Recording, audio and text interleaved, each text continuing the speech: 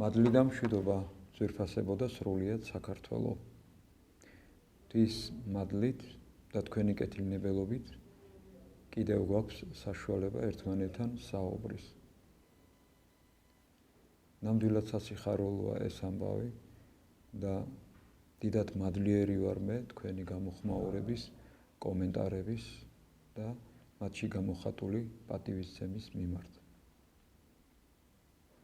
ნამდვილად მახარებს ამ გადაცემის არსებობა, იმიტომ რომ ჩვენ შეიძლება ისეთ რაღაცას გავეცნოთ, რომელიც არ ვიცოდით დღემდე. იმიტომ კი არა რომ მე ვიცი ბევრი, არა, მე არაფერი არ ვიცი, უბრალოდ რა არიცით, მასალას ვაწყდები ისეთს, რომელსაც ძალიან საინტერესოდ მივიჩნევ და ვთარგმნი ხოლმე მერე თქვენთვის. მომავალი გადაცემიდან ჩვენ დავიწყებთ ჭეშმარიტი ღმერთის არსებობის დამამტკიცებელი და უტყუარი ფაქტების შესახებ ბერძენ ფილოსოფოსის არისტიდის მიერ წარდგენილ აპოლოგიას იმპერატორის წინაშე. სადაც ამტკიცებს თუ როგორი უნდა იყოს ჭეშმარიტი ღმერთი და რატომ არის იესო ქრისტე სრულყოფილი და ჭეშმარიტი ღმერთი და რატომ არიან, ასე ვთქვათ, სხვა ღმერთები ბრჭყალებში ყველანი სრული და ან და უსულო კერპები.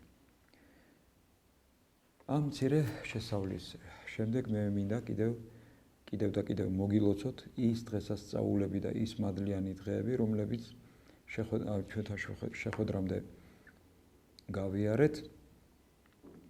ყოველი დღე დღესასწაულია ჩემო ძვირფასებო ეკლესიაში. ყოველ დღეს რომელიღაცა წმინდანის დღედ აღნიშნავენ. თუ წმინდანის დღე არ არის, ღვთისმშობლის ხატის დღესასწაული. აი ამიტომ არის სწორედ სულიერი ცხოვრება საინტერესო, რომ ყოველი დღე შეიძლება ადამიანს ზეიმად ექცეს.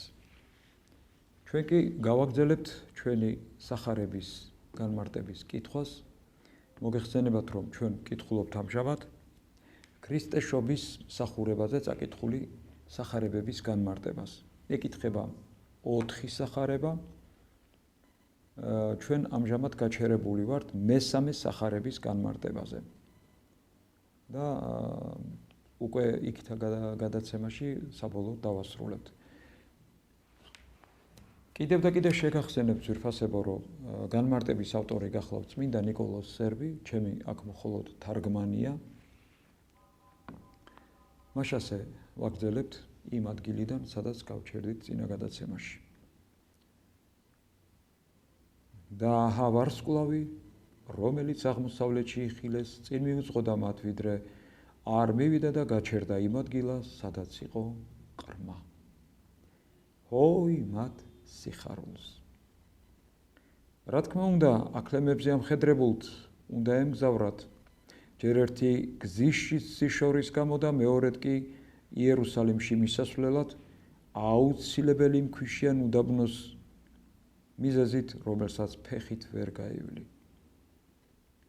იერუსალიმიდან ჯერ მთებში უნდა ასულიყვნენ, შემდეგ ზეთისხილის იმ ჭალებზე, რომელიც დამრეც კალთებზე და რაქილის საფლავის სიახლოვეს მდებარეობდა და ბოლოს მიაღწიეს ბეთლემს. მათი თვალები ხედავდნენ და გული კი ხარობდა ამ ვარსკვლავით. მათი აზრი და გონება ახალშობილ ჩვილს დასტრიალებდა, მაგრამ როგორი იქნებოდა მათი სიხარული, როცა ვარსკვლავი გაჩერდა ბეთლემის გამოქვაბულის თავზე. მახარებელი წერს და განიხარეს სიხარულითა დიდითა, კეთილმოშიშებით და სიხარულით შევიდნენ შიგნით, იხილეს ყრმა მარიამთან დედამისთან ერთად დაემხნენ და თაყვანისცეს მას. რა თქმა უნდა, რომ ვიდრე ყრმას იხილავდნენ, ჯერ მარიამს დაინახავდნენ, მაგრამ მახარებელი განგებს საუბრობს ჯერ ყრმის შესახებ და შემდეგღა უკვე მარიამზე. და ამ დროს კი იოსებს საერთოდ არ ახსენებს. მახარებელი ღვთაებრივი ოჯახის წევრებს შორეული აღმოსავლეთიდან მოსული სტუმრებისთვის დანიშნულების და შესაბამისად ჩამოთვლის. მათთვის უმთავრესია იხილონ მეუფე, შემდეგ კი მისი დედა. და მხოლოდ ამის შემდეგ სხვა დანარჩენები. ღვთაებრივმა განგებულებამ იოსები მარიამის გვერდით იუდეველების გულისთვის დააყენა და არა წარმართებისთვის. იუდეველებისთვის იოსები მარიამის ქმრად უნდა წოდებულიყო, რათა ამგვარად დაეცვა ის რჯულის მეცნიერთა სიძულვილისა და მიწიერ კანონების სისასტიკისაგან. შორეულ ქვეყნებიდან მოსულთათვის კი იოსები თითქოს არც არსებობს. ზუსტად ამის თქმა უნდა ღვთივგამბრძნობილ მახარებელს, როცა ახსენებს იესოს და მარიამს და გამოტოვებს იოსებს, თუმცაღა უეჭველია ის, რომ მოგვები აუცილებლად იხილავდნენ იოსებსაც და დაემხნენ და თაყვანისცეს მას. ვარსკვლავების წინაშე დამხობილნი შიშით და წრწოლით, მათი თაყვანისმცემლები აწ დიდი სიხარულით ემხობიან მიწაზე და თაყვანს ცემენ ცოცხალ უფალს, რომელიც იმისათვის მოსულიყო დედამიწაზე, რათა გამოიხსნას ისინი ვარსკვლავების და ბრმა ბედისწერის ნდობისა და რწმენისაგან და გაახსნეს კივრი თავისი, ამოიღეს იქიდან და შესწირეს მას ძღვენი, ოქრო, გუნდრუკი და მური. მათ სამი სახეობის ძღვენი მოართვეს იმისათვის, რომ დაამოწმონდა თანაც გაუცნობიერებლად წმინდა და ცხოველმყოფელი სამება, რომლის სახელითაც ყრმა იესო მოდის ადამიანებთან და რათა ამით უფალ იესო ქრისტეს სამსახოვანი სამეფო, სამღვდელმთავრო და წინასწარმეტყველური მსახურება აღნიშნონ. რამე თუ ოქრო თავის თავში მეფურ საკმეველის სამღვდელმთავრო, ხოლო გუნდრუკი მსხვერპლწირვის ღირსებას წარმოადგენს.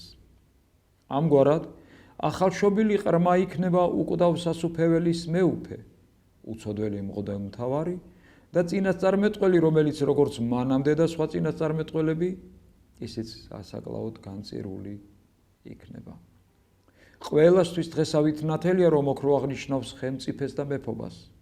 აგრეთვე ისიც, რომ გუნდრუკი მლოცველ მღვდელმსახურს ნიშნავს და როგორც წმინდა წერილი გვასწავლის, უკვდავებას მიგვანიშნებს მური.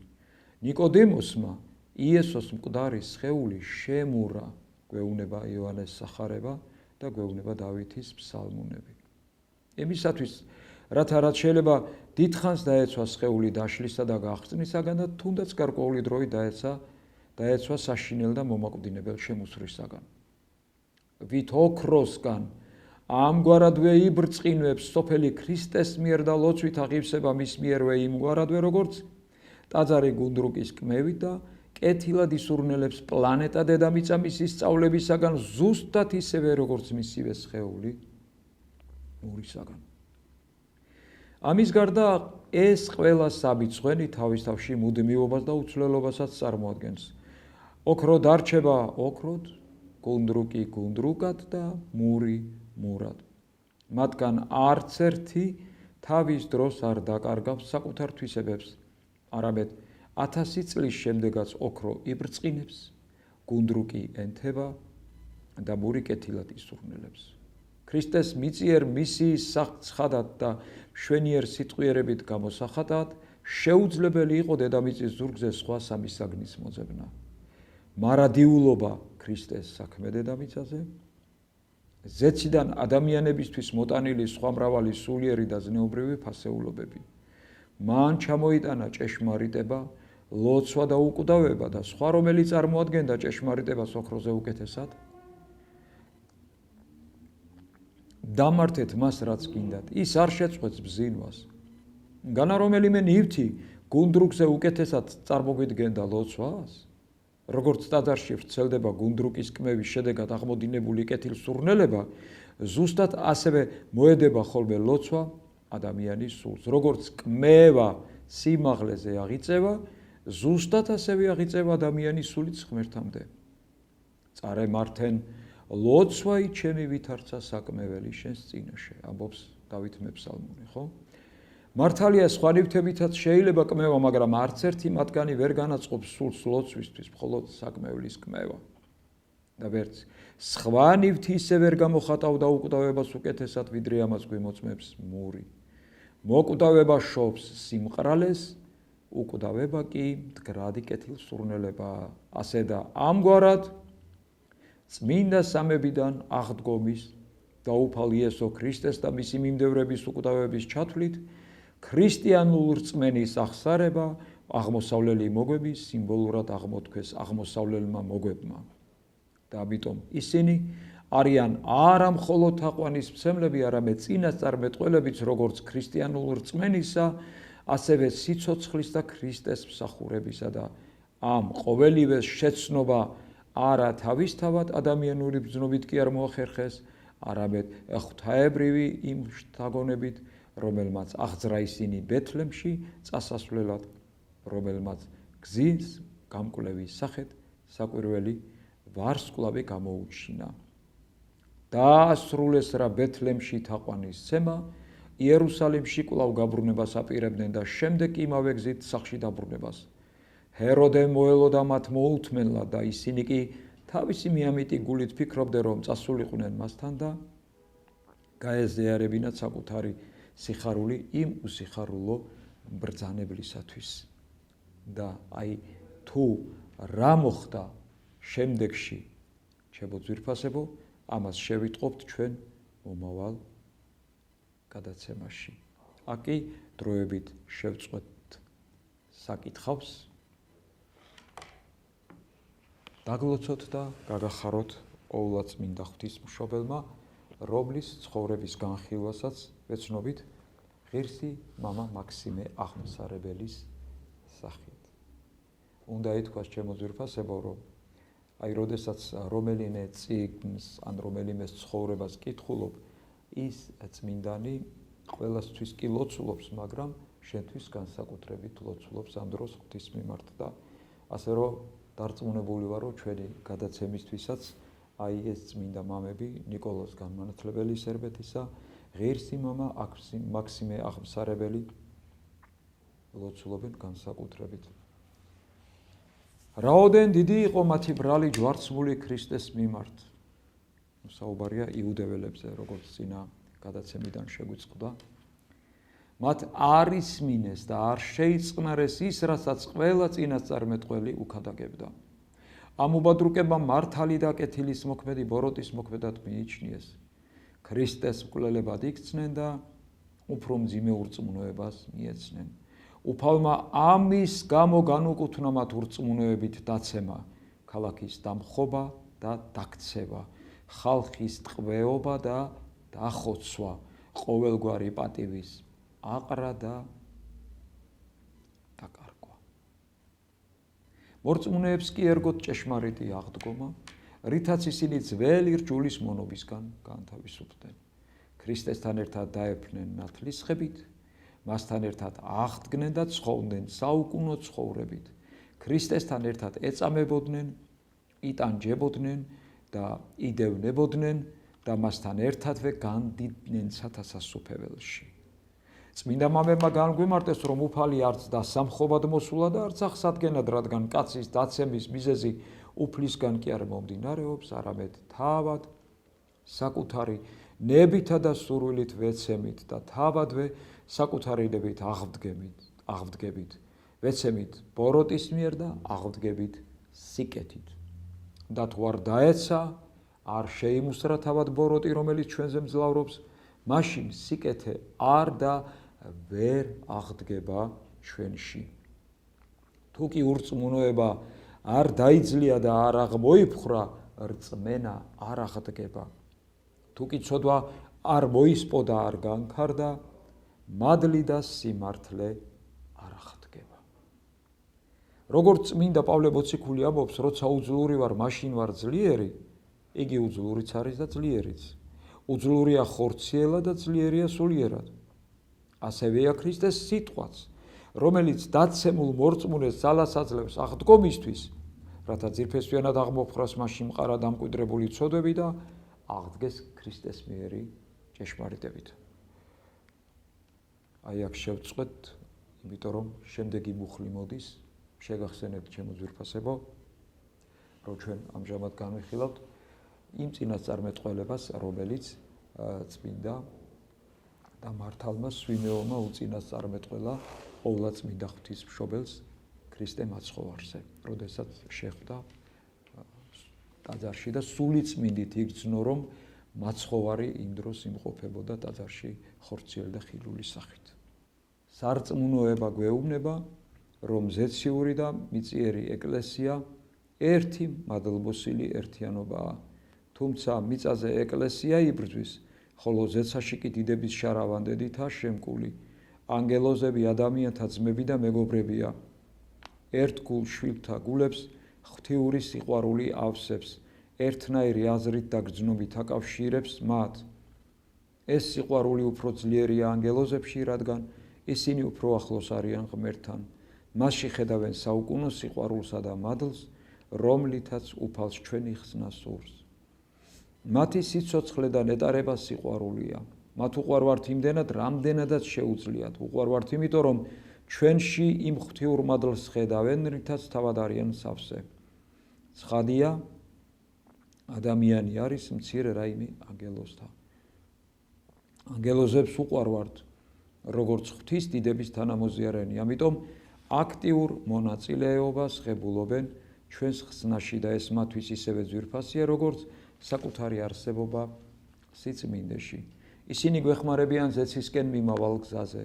სიფხიზლით და ურყევი რწმენით აღგვგზრავენ ამ გზის გასაგრძელებლად. უწმინდურებაში ჩაფლულებს უფლისაკენ მისაქცევად მათი სიყვარული ეხმარებათ. არაფერი ისე არ ახარებს ზეციურ მამას, როგორც უძღები შვილის მის წიაღში დაბრუნება. გზა აბნეულ კრავს ანგელოზები შესაშური გულმოდგინებით ევლებიან თავს. წიგნიდან წმინდათა საგალობელი. ოსანას ვგალობთ ჩვილ ყრმათა თანა, ვიხილეთ რაჟამს კიცვზე აღსრული, ქრისტე რომელმან მართალთა თანა, კვიდრყო ისააკ ღირსი ასური. არ მოგიშალოთ დღეებით კბილი, იხარეთ ყველამ, სხვაც გაახარეთ, გაბრწყინებამდე მცირე წყა ითვლის ერი მართალის ლოცვით ლაზარეს. ჩვილი ყრმა და მოწიფული ჭარმაგიცა და ხნიერიც შენ გადიდებს ნორჩი გულით, ხოლო ვინც ხარ სახიერი. ალბათ სტროფებიდან გამომდინარე მიხვდით ჩემო ძვირფასებო, რომ ეს სტროფები ეკუთვნოდა ლაზარეს შაბათს და ბზობის დღესასწაულს. წიგნიდან, ასევე ჩემი წიგნიდან იესო. ცოდვათა ჩვენთა სიმრავლე განრისხებს ღმერთსა ძლიერსო, შობლისა შენი სვედრებით გვაცხოვნე ტკბილო იესო. შიშის ზარს დასცემს ყოველსა მკვიდრსა მოსვლა შენი ქრისტე იესო, შობელი შენი თვისის ცრებლითა რისხვას გვარიდებს ღვთისანიერსო. სვეტი ცხოველი და კვართი ძისა, ღმერთსა მამასაც სადუქმნიესო, ყოვლა წმინდისა საფარველითა გვაცხოვნენ ტკბილო ქრისტე იესო. ალბათ მიხვდით ჩემო ძვირფასებო, რომ ბოლო სტროფი ეკუთვნოდა ყოვლადწმინდა ღვთისმშობლის საფარველის და საუფლო კვართის დღესასწაულს, რომელიც იმართება ხოლმე მცხეთაში, კერძოდ ტაძარ სვეტიცხოველში. და კვლავ ჩემ წიგნი ურთულესიდან უმარტივესამდე, ანუ ფიქრები მართლმადიდებლობაზე. ჩემო ძვირფასებო, ვისაც არ შეხვდათ წიგნი, კიდევ შეგახსენებთ, რომ მაქვს ამის ელექტრონული ვერსია და მიკავშირდით პირადში და შემიძლია გადმოგცეთ, ასე გამოგიგზავნოთ კომპიუტერით. აი ესეთი აზრი მიწერია. სწორად იქცევა ადამიანი თუ არა, მაინც რაღაცით იმართლებს თავს. აი ესე მოკლედ გაგაცანით ჩემი მოსაზრება და ბოლოს, როგორც ყოველთვის, დავასრულებთ კეთილი ამბავით, ანუ ლექსად თქმული სახარებით. შეგონებას არ ღებულობ, არც ალხინით, არც საჭირით, სწორ გზას ცდები, ვერც გებულობ, გიხსნას მითხარ შენ ვინმე მრით. დახშული გაქვს თვალის სულის, თქვათ ქცეულა შენი გული, სიკეთე არ შენთვის რთული, არ ხარ ქვეყნად სიყვარულით. ამიტომაც განიკითხავ, რაც კითხავს და არ კითხავს. მსახურებ კი მხოლოდ ავსა, ავნებ ამით მხოლოდ თავსა. რა იხილა ნათლისღების ცით, ნათლის არ მიმღებელი სიტყვა იყო ქრისტე ღმერთის, მათ მე უკვე ვეღარ ვშველი.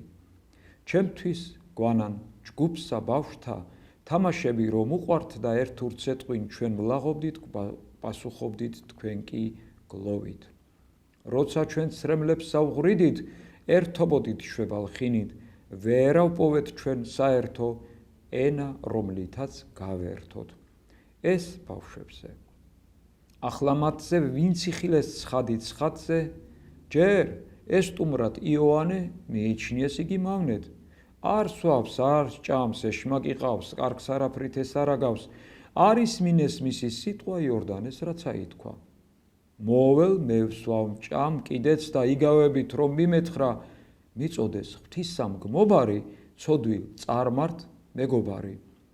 რადგანაც არ ესმით არვის, მართალ ამბობს სიბრძნე მათვის, რომელიც თქვენს მათ შვილებმა ვინცა მიხვდნენ, რაც იქნება. თქვენ კი ლხინს ლხინითა დახვდით, ცრემლის მღვრელთან გმართებთ გლოვა, შეგეწიოთ წმინდა ამ დღის მარჩბივი ურწმუნო თომა, რომელმანცა შეგვასწავლა უანგაროდ სიყვარული, ნუ ვირწმუნებთ ჩვენზე ნათქვამს, მოსმენილსა მხოლოდ ყურით, თვალი ჩვენი თუ არ ნახავს, ნუ ვირწმუნებთ ნუ ვინ ამბავს, რომელსაც აგვარწმუნებენ, ტყუილს მართალში ურევენ. ოჯახის წევრთ ხვენის ნდობა, მტრისა ნათქვამს ნუნც ენდობა, ერთურთისთვის კარგის ნდომა მოგანიჭოთ წმინდა თომამ. გაკურთხევდეთ ცოდვილთათვის, წმინდა ხელთა აღმპყრობელი, მოვლენილი ყოველთათვის, მარიამ ღვთისა შობელი. გმადლობ, გლოცავ და მიყვარხარ საქართველოს.